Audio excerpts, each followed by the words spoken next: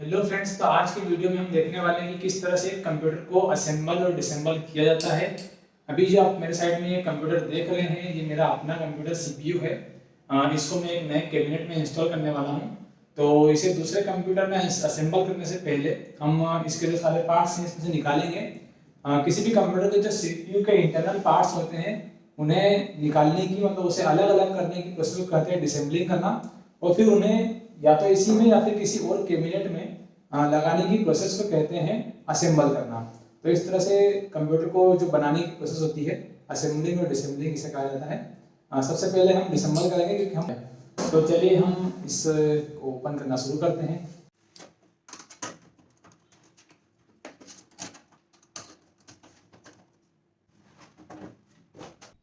तो दोस्तों इस तरह से होता है एक सीपीयू का इंटरनल व्यू। देखिए मैं आपको बताता हूँ, ये है एसएमपीएस। जब एसएमपीएस होता है जो पूरा पावर का मैनेजमेंट करता है। इस एसएमपीएस से निकलने वाली जो केबल्स है, इन केबल्स के थ्रू मदरबोर्ड के साथ साथ ये हार्ड डिस्क में और यहाँ पे जो एसएसडी वगैरह लगी हुई है, इन सबको ये पावर सप्लाई करता है। एसएमपीएस सभी को पावर सप्लाई करता है, इसीलिए इसका नाम रखा गया है switch mode power supply, SMPS.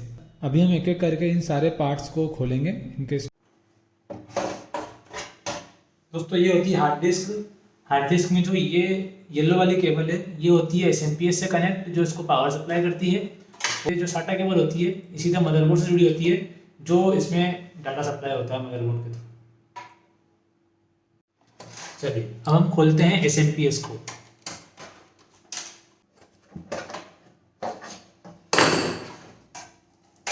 दोस्तों ये हमारा एसएमपीएस पावर सप्लाई और ये उसकी कुछ केबल्स जो कंप्यूटर।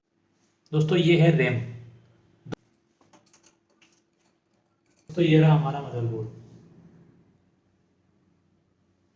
हाँ तो दोस्तों जैसे कि आप लोग देख पा रहे हैं, मैंने अपना कैबिनेट पूरा खाली कर दिया है। इसके अंदर के सारे जो कंपोनेंट्स वगैरह हैं ये सब मैंने यहाँ सामने रख के रखे हैं। अब मैं आपको एक एक से सभी से इंट्रोड्यूस करवाता हूँ। सबसे पहले ये है एसएमपीएस। हमारे पावर स्विच से जो पावर सप्लाई आती है, केबल के थ्रू जो पावर आती है, जो इलेक्ट्रिसिटी आती है कंप्यूटर में, वो आती है इस पोर्ट के थ्रू। एसएमपीएस के बाद जो सबसे मेन चीज़ होती है वो है हमारा मदरबोर्ड के अंदर ये इस फैन के जो लगा हुआ है सीपीयू है। ये जो आप दो स्लॉट्स देख पा रहे हैं, वहाँ पर ये लगेगी रैम। उसके बाद जो है, उसके बाद हमारी आती है एसएसडी, सॉरी हार्ड डिस्क, और ये है एसएसडी। एसएसडी का यूज़ मैंने अपने कंप्यूटर में फिलहाल सिर्फ बूटिंग के लिए किया है। बहुत से लोग एसएसडी का यूज़ बूटिंग के साथ साथ स्टोरेज के लिए भी करते हैं, क्योंकि ये हार्ड डिस्क से जो एसएसडी है, एसएसडी बहुत फास्ट होती है। एसएसडी बहुत फास्ट होने के साथ साथ इसका यूज़ सिर्फ बूटिंग के लिए लोग करते हैं। हार्ड डिस्क में क्या है, हार्ड डिस्क में एक स्पिंडल मोटर टाइप होती है, और ये जो होती है ना मेमोरी कार्ड या चिप की तरह काम करती है। इसमें डाटा को रीड करने के लिए जो मोटर घूमती है, साथ में काफ़ी पुरानी भी हो गई है, तो इसकी स्पीड बहुत स्लो रहती है। इसलिए इसका यूज़ अब धीरे धीरे मार्केट से जो है कम होते जा रहा है, और एसएसडी की जो है वो यूज़ बढ़ता जा रहा है। अब हम इनको अपने कंप्यूटर में लगाना स्टार्ट करते हैं, और मैं आपको इस एसएमपीएस में जो जिसमें लोग बहुत कंफ्यूज होते हैं कि यार इतनी सारी केबल्स हैं, कौन सी केबल कहाँ लगेगी, और उसका सोल्यूशन आपको हम अब बताते हैं। तो चलिए चलते हैं अपने नए कैबिनेट के पास, और उस नए कैबिनेट के अंदर हम इन सारी चीज़ों को इंस्टॉल करके अपने कंप्यूटर को फिर से चालू करते हैं। दोस्तों कंप्यूटर में इन सारे पार्ट्स को इंस्टॉल करने से पहले हम देखेंगे एक ओपन सेटअप लगाकर कि कंप्यूटर में सारी चीज़ें किस तरह से कनेक्ट होती हैं। इस तरह इसे हम पहले एक बार ओपनली समझ लेते हैं। फिर लोगों को बताया था ये रैम है, ये मदरबोर्ड के ऊपर लगती है। तो ये जो DDR3 रैम मेरे पास है, DDR3 2 GB की 2 रैम्स, यानी कि टोटल 4 GB रैम है। इन्हें हम इस तरह से लगाएंगे।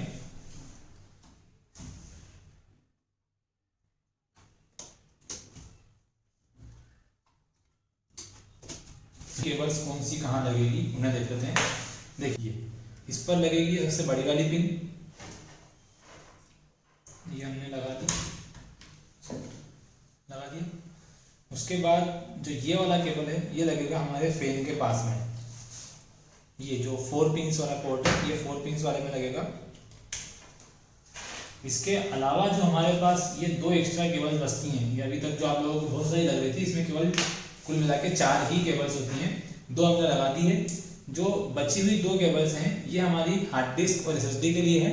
अगर हमें हार्ड डिस्क या एसएसडी 2 से अधिक चाहिए होती है तो इसमें एक्सटेंशन पोर्ट होते हैं। इन एक्सटेंशन पोर्ट में हम इस तरह का अलग से पिन लगा के इन्हें बढ़ा भी सकते हैं। फिलहाल हमें 2 की आवश्यकता है और इसमें 2 ही दे रखे हैं, तो इस वाले में हम लगा देंगे एसएसडी और इस वाले में लगा देंगे हार्ड डिस्क। तो चलिए ये काम कर देते हैं। ये पोर्ट है, ये इस तरह से मैंने इसमें लगा दिया एसएसडी को। अभी ये एसएसडी में दूसरा वाला खाली है, इसके बारे में बताऊंगा आपको। ये मैंने एक लगा दिया है, अभी इसे सिंपली यहाँ पर रख देते हैं। जो दूसरा वाला है इसमें हम लगाएंगे अपनी हार्ड डिस्क। ये है पावर पॉइंट साटा का, ये लगा दिया। हाँ, अब जो ये 2 पोर्ट बच रहे हैं अलग से, इसके लिए होती है ये साटा केबल्स। ये साटा केबल जो हार्ड डिस्क से मदरबोर्ड तक डाटा को सप्लाई करने का काम करती है।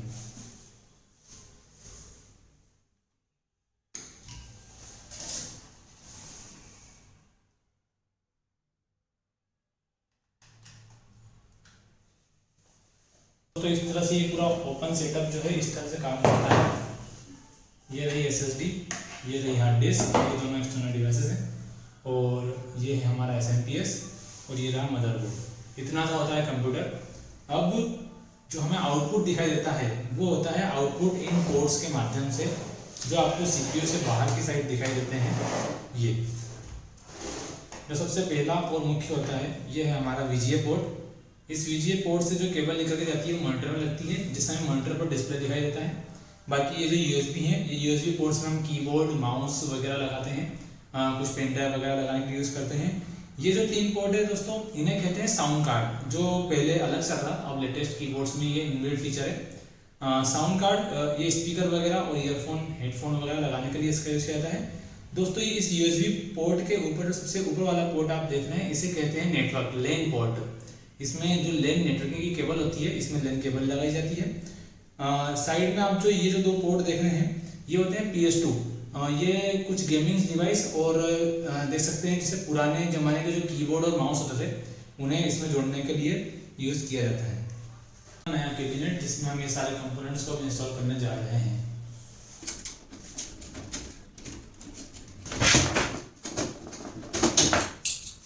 सबसे पहले हम लगाएंगे एसएमपीएस।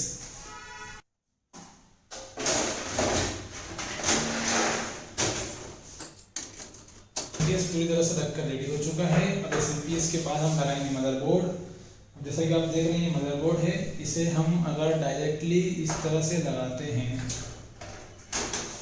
कितना गंदा लग रहा है ना।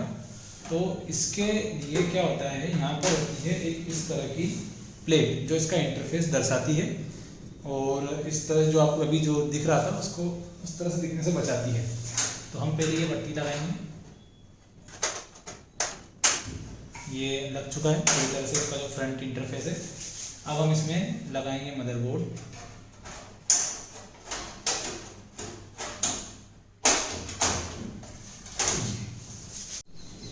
दोस्तों जैसे आपने देखा कि यहाँ पर मदरबोर्ड लग चुका है। अब मदरबोर्ड के हम यहाँ पर लगाएंगे ये स्क्रू। इसके 4 कॉर्नर में स्क्रू होते हैं, 1 2 3 एंड 4। लगाएंगे SSD ये जैसे कि आप देख रहे हैं RX की है, 120 GB की है इसका साइज। के बाद अब हम लगाएंगे अपनी hard disk western digital company की WD की है, 500 GB की। ये मैंने अपने कंप्यूटर में स्टोरेज के लिए यूज़ की है।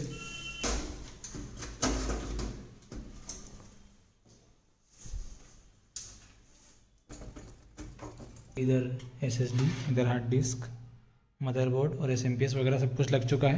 अब हम करेंगे कनेक्शंस। ये वाला केबल लग जाएगा यहाँ पर। ये दोस्तों यहाँ पे लॉक सिस्टम है, इसे लॉक करना होता है। दूसरा वाला जो केबल है मदरबोर्ड का वो लगेगा इस पोर्ट में। ये 4 पिन्स है और ये 4 पिन्स वाला प्लग है। अब हम करेंगे हार्ड डिस्क और SSD को मदरबोर्ड एसएमपीएस से कनेक्ट। अभी हम लोग इसे एसएमपीएस से कनेक्ट करेंगे। ये एसएमपीएस से निकलती हुई केबल जिसे मैं अब लगाऊंगा अपनी हार्ड डिस्क में।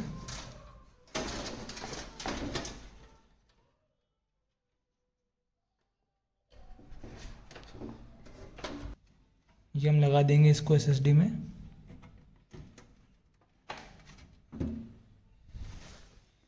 अब दोस्तों एसएमपीएस से तो हमने एसएसडी और हार्ड डिस्क को कनेक्ट कर दिया। अब हम इसे मदरबोर्ड से कनेक्ट करेंगे। मदरबोर्ड से इन दोनों डिवाइसेस को कनेक्ट करने के लिए हम जनरली यूज़ करते हैं साटा केबल का। इन केबल्स को हम बाद में समझेंगे। यह है साटा केबल। इसका एक सिरा हम लगाते हैं इस साटा पोर्ट में।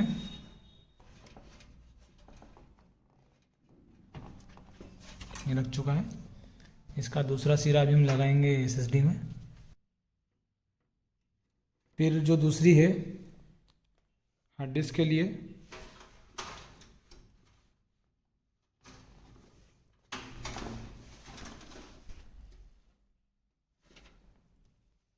दोस्तों एसएमपीएस वाली केबल्स के अलावा जो ये कुछ केबल्स आपको दिखाई दे रही हैं, इन्हें कहते हैं फ्रंट पैनल कनेक्टर्स। क्या कहते हैं इन्हें? Front panel connectors. ये फ्रंट पैनल से मतलब है ये कंप्यूटर के जो फ्रंट पैनल में यहाँ पर जैसे ये यूएसबी है, ये ईयरफोन का पोर्ट है, ये इस पावर का और ये रीस्टार्ट का जो बटन है, इसके साथ में यहाँ पे जो हार्ड डिस्क के लिए कुछ एलईडीज़ लगी हुई होती हैं, ये उन सब के जो कनेक्शन की जो केबल्स होती हैं इन्हें कहते हैं फ्रंट पैनल केबल्स।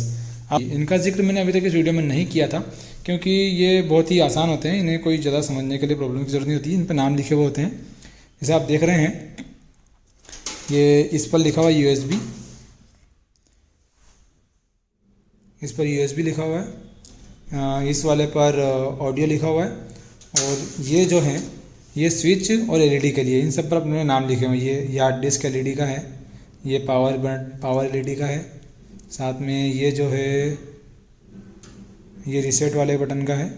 तो इस तरह से इन सब के अलग अलग नाम होते हैं। और इन केबल्स को किस तरह से लगाना है इसका मैं आपको एक अलग से चार्ट या फ़ोटो बना करके दिखाऊंगा वीडियो में। फिलहाल हम इन्हें लगाते हैं। जैसे कि सबसे पहले हम लगाएंगे यूएसबी वाली को। देखिए दोस्तों, मदरबोर्ड पर यूएसबी कहाँ लिखा हुआ है? ये लिखा हुआ है सामने, ठीक है। यूएसबी लिखा हुआ होने के साथ साथ हमें इनकी पिन्स भी काउंट करनी है। जैसे इसमें कुल यहाँ पर 9 पिन्स हैं, जैसे कि आप देख रहे होंगे ये 9 पिन्स हैं मेरी उंगली के पास में। और इस यूएसबी वाले में भी देखिए इसमें कुल 9 होल्स हैं। तो इस तरह से जिस तरह से इसमें होल्स की पोजीशन है उसी तरह से इसे हम वहाँ पर पिन में लगाएंगे। अब बारी है ऑडियो की। ऑडियो के लिए देखिए, ऑडियो के लिए क्या है, स्टार्टिंग से जो सेकंड वाला पिन है वो सेकंड वाले पिन का जो होल है वो बंद है। ऑडियो वाला पिन, ऑडियो वाले पिन में देखेंगे हम कि इसमें जो सेकंड वाला पोर्ट है ये इसमें जो सेकंड वाला जो होल है इस रो का ये ऑफ है। तो इस तरह का जो पोर्ट हमें दिखाई दे रहा है वो ये वाला है, ये है ऑडियो पोर्ट। अभी इसे हम इसमें लगाएंगे। ये ऑडियो पोर्ट जो यहाँ फ्रंट पैनल के जो हैंकी वगैरह लगाने का जो जैक है इसके लिए होता है। लास्ट केबल्स बचती हैं वो ये है फ्रंट पैनल केबल्स के कुछ केबल्स, कुछ तार वायर्स हैं। इन्हें हम लगाएंगे जो यहाँ पर लिखा हुआ है एफ पैनल, जैसे कि आप देख पा रहे होंगे ये इसमें लिखा हुआ है एफ पैनल। एफ पैनल जो है शॉर्ट फॉर्म है फ्रंट पैनल का। अब फ्रंट पैनल की जो केबल्स है इन 9 पिन्स के अंदर हम किस तरह से लगाएंगे उसका लेआउट कुछ इस तरह से मैंने बनाया है यहाँ पर। ये देखिए जो 9 पिन्स हैं इनमें से जो फर्स्ट वाली पिन होती है वो खाली रहती है, जो सेकंड वाली दो होती है उसमें अपन लगाते हैं रीसेट वाला, जो उसके बाद वाली 2 होती है उसमें लगाते हैं हार्ड डिस्क की एलईडी, फिर पावर एलईडी और फिर पावर स्विच। तो इस तरह से इन पिन्स को वहाँ पर लगाया जाता है। आइए हम लगाते हैं। सबसे पहले हम लगाएंगे रीसेट स्विच जो कि इस खाली पिन के पास में है।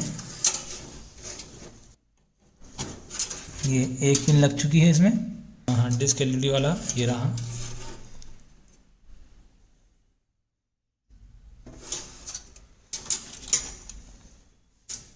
इसके बाद हम लगाएंगे पावर स्विच, ये रहा पावर स्विच।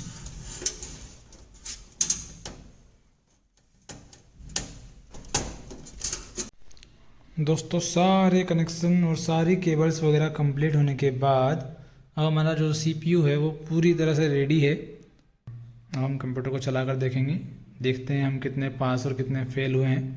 आइए देखिए कराएं।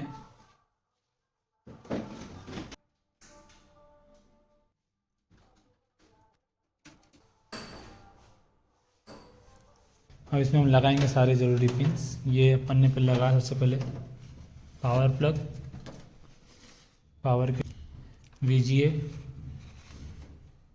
डिस्प्ले के लिए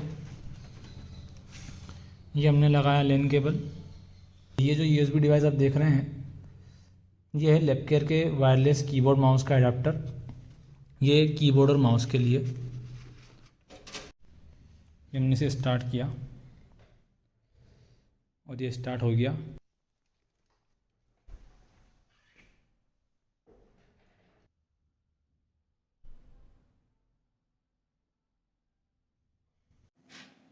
दोस्तों आपने देखा किस तरह से हमने एक कंप्यूटर को डिसेंबल करके फिर असेंबल करके उसे वापस से ऑन कर लिया।